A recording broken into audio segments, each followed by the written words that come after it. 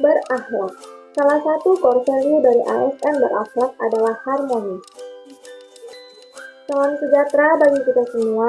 Perkenalkan, nama saya Rentayina Boris Situmorang, peserta Latsar Kabupaten Padang Lawas tahun 2022, angkatan ke-25, kelompok 3, nomor urut 25. OPD saya di Rumah Sakit Umum Daerah Cibubur. Hari ini kita masuk agenda kedua, yaitu harmoni. Dengan pengampu materi Ibu Yamnur Mahlia, SST MP.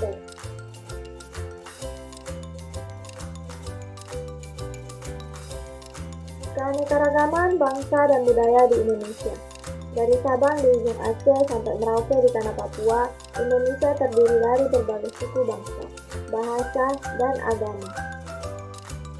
Oleh sebab itu, terciptalah simbol nasional Indonesia, yaitu Bhinneka Tunggal Ika, yang berarti berbeda-beda namun tetap satu jiwa, bermakna keberagaman sosial budaya yang membentuk satu kesatuan negara.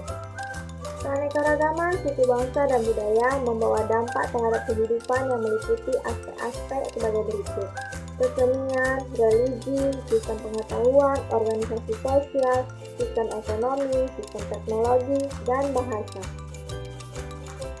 Kita sebagai warga negara Indonesia sudah tentu merasa bangga dan mencintai bangsa dan negara Indonesia. Kebanggaan dan kecintaan kita terhadap bangsa dan negara tidak berarti kita merasa lebih hebat dan lebih unggul daripada bangsa lain. Kita tidak boleh memiliki semangat nasionalisme yang berlebihan atau chauvinisme, tetapi kita harus mengembangkan sikap saling menghormati, menghargai, dan bekerja sama dengan bangsa-bangsa. Pentingnya membangun rasa nasionalisme dan persatuan kebangsaan. Sejarah perjuangan bangsa menunjukkan bahwasannya pada masa lalunya bangsa kita adalah bangsa yang besar.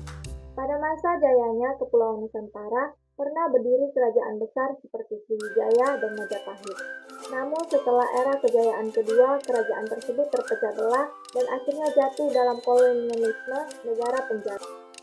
Konsep nasionalisme. 1. Perspektif modernis. 2. Aliran primordialis. 3. Perspektif perennialis. Yang terakhir aliran etnosimbolis. Berikut potensi dan tantangan dalam keanekaragaman bagi ASN. Beberapa potensi tantangan yang muncul dapat ditandai dengan beberapa hal sebagai berikut. Yang pertama, tidak adanya persamaan pandangan antar kelompok. Yang kedua, norma-norma sosial yang tidak berfungsi dengan baik sebagai alat mencapai tujuan.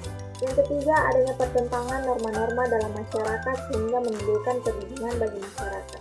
Yang keempat, pemberlakuan sanksi terhadap pelanggar atas norma yang tidak tegas atau lemah. Yang kelima, tindakan anggota masyarakat sudah tidak lagi sesuai dengan norma yang berlaku. Yang keenam, terjadi proses disosiatif, yaitu proses yang mengarah pada persaingan tidak sehat. Yang ketujuh, menguatnya etnosentrisme dalam masyarakat, yaitu berupa perasaan kelompok di mana kelompok merasa dirinya paling baik, paling benar, dan paling hebat. Yang terakhir, stereotip terhadap suatu kelompok, yaitu anggapan yang dimiliki terhadap satu kelompok yang bersifat tidak baik, seperti anggapan suatu kelompok identik dengan kekerasan, dan yang lain. Bagaimana sih sikap ASN dalam keanekaragaman bangsa? Berdasarkan pandangan dan pengetahuan mengenai keanekaragaman bangsa dan budaya, sejarah pergerakan bangsa dan negara, konsep dan teori nasionalisme berbangsa, serta potensi dan tantangannya, maka sebagai ASN harus memiliki sikap dalam menjalankan peran dan fungsi pelayanan masyarakat. ASN bekerja dalam lingkungan yang berbeda dan dari sisi suku, budaya, agama, dan lain sebagainya. Dalam menjalankan tugas pelayanan kepada masyarakat, ASN dituntut dapat mengatasi permasalahan keberagaman, bahkan menjadi unsur perekat bangsa dalam menjaga keutuhan Negara Kesatuan Republik Indonesia. Kita masuk dalam materi mewujudkan suasana harmonis dalam lingkungan bekerja dan memberikan layanan kepada masyarakat. Definisi harmoni. Dari laman Wikipedia, harmoni atau dalam bahasa Yunani harmonia berarti terikat secara serasi atau sesuai. Dalam bidang filsafat, harmoni adalah kerjasama antara berbagai faktor dengan sedemikian rupa hingga faktor-faktor tersebut dapat menghasilkan suatu kesatuan yang luhur. Pentingnya suasana harmonis adalah 1. Membuat tempat kerja yang berenergi. 2. Memberikan keleluasaan untuk belajar dan memberikan kontribusi.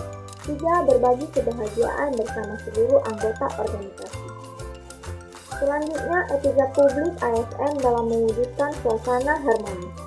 Adapun kode etik profesi dimaksudkan untuk mengatur tingkah laku atau etika suatu kelompok khusus dalam masyarakat melalui ketentuan-ketentuan tertulis yang diharapkan dapat dipegang teguh oleh sekelompok profesional tertentu. Dalam etika publik, ada 3 fokus utama dalam pelayanan publik, yakni A. Pelayanan publik yang berkualitas dan relevan. B. Sisi dimensi reflektif. C. Modalitas etika. Selanjutnya, peran ASN dalam mewujudkan suasana dan budaya harmonis. Penerapan sikap perilaku yang menunjukkan ciri-ciri sikap harmonis tidak hanya berlaku untuk sesama ASN, namun juga berlaku bagi stakeholders eksternal. Sikap perilaku ini biasanya ditunjukkan dengan 1. Toleransi, 2. Empati, 3. Keterbukaan terhadap perbedaan. Dalam dunia nyata, upaya mewujudkan suasana harmonis tidak mudah. Realita lingkungan selalu mengalami perubahan, sehingga situasi dan kondisi juga mengikutinya. Oleh karena itu, upaya menciptakan suasana kondusif yang harmonis bukan usaha yang dilakukan sekali dan jadi untuk selamanya. Upaya menciptakan dan menjaga suasana harmonis dilakukan secara terus-menerus. Halo teman-teman, salam sejahtera bagi kita semua. Perkenalkan, nama saya Rentawina Borsitumorang dari BPSDM Sumatera Utara, peserta Latsar Kabupaten Padang Lawas tahun 2022, angkatan ke-25, kelompok 3, nomor urut 25. Hari ini kita masuk agenda kedua, yaitu harmonis, dengan pengampu materi Ibu Yamnur Mahlia, SST MKes. Para ASN harus saling menghargai dan suka menolong orang lain. Selain itu, para ASN juga harus membangun lingkungan yang kondusif sehingga timbul kekompakan dan kerjasama yang baik dalam meningkatkan kinerja organisasi. Dalam menjalankan harmonis, ada 3 indikator perilaku. Yang pertama, menghargai setiap orang apapun latar belakangnya. Yang kedua, suka menolong orang. Yang ketiga, membangun kerjasama yang kondusif.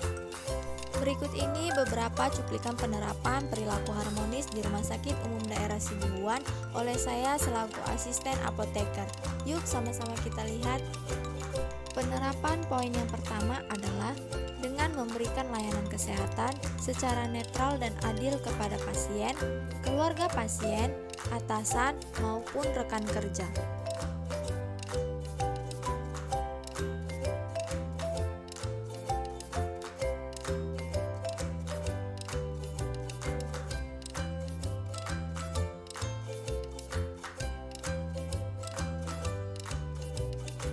Selanjutnya, dalam memberikan pelayanan, asisten apoteker diharapkan bersifat netral. Artinya, tidak melakukan adanya perbedaan antara suku, agama, sosial, budaya, maupun ras. Dalam penerapan sikap netral, terciptalah pelayanan yang adil. Dalam pelaksanaan pelayanan, tidak akan terjadi lagi diskriminatif. Pelayanan juga harus bersifat objektif, jujur, dan transparan. Dan yang paling penting adalah bersikap toleransi terhadap sesama rekan kerja. Secara tidak langsung terciptalah penerapan poin nomor 2, yaitu membantu meneruskan pekerjaan teman. Memberikan pelayanan dengan sepenuh hati dengan cara membantu rekan kerja dalam kegiatan apapun guna meningkatkan suasana kerja yang harmonis. Poin yang ketiga dapat diwujudkan dengan cara bersikap komunikatif saat pergantian shift di ruangan antar sesama rekan kerja. Komunikasi yang baik juga harus dibangun kepada atasan dan tenaga kesehatan lainnya. Dengan terciptanya suasana kerja yang harmonis, maka terbangunlah kolaborasi yang baik dan meningkatnya produktivitas dalam bekerja, sehingga dapat memberikan pelayanan yang maksimal. Sekian kontribusi saya dalam tugas individu harmonis. See you next time. Bye-bye. Demikian pemaparan pembelajaran agenda 2 yaitu harmonis yang dapat saya sampaikan. Jika ada kesalahan kata dalam penyampaian, saya mohon maaf dan saya ucapkan banyak terima kasih.